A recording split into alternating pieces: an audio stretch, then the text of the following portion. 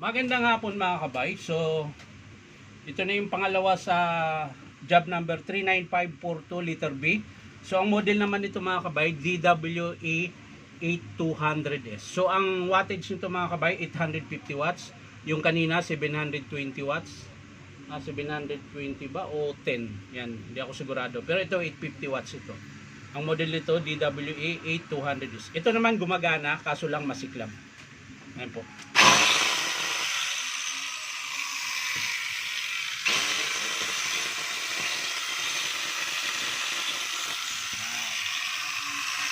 Pero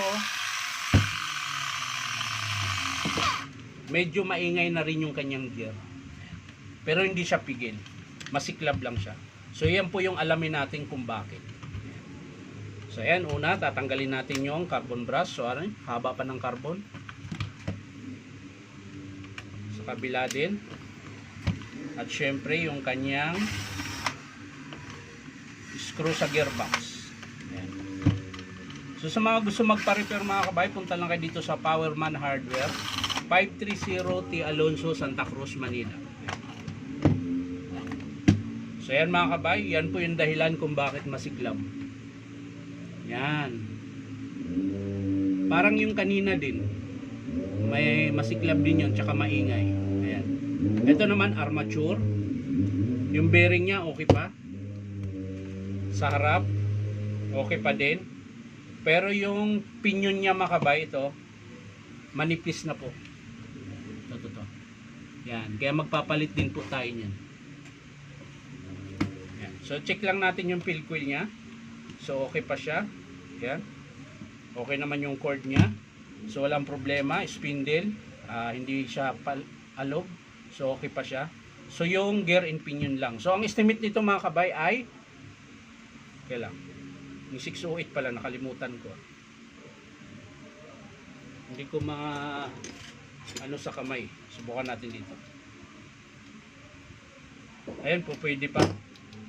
So ang estimate ko lang dito mga kabay sa DWE 8200S, ang dahilan kung bakit masiklab siya, dahil po sa armature.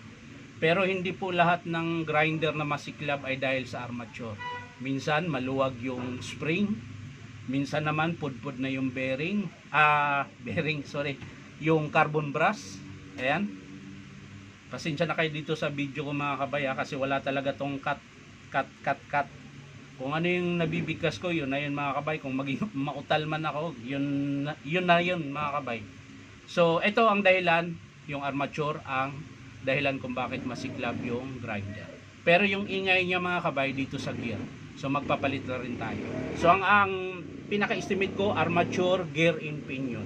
Dito po sa DWE 8200S ng DeWalt D4. So yan lang mga kabay. Maraming salamat. Bye-bye.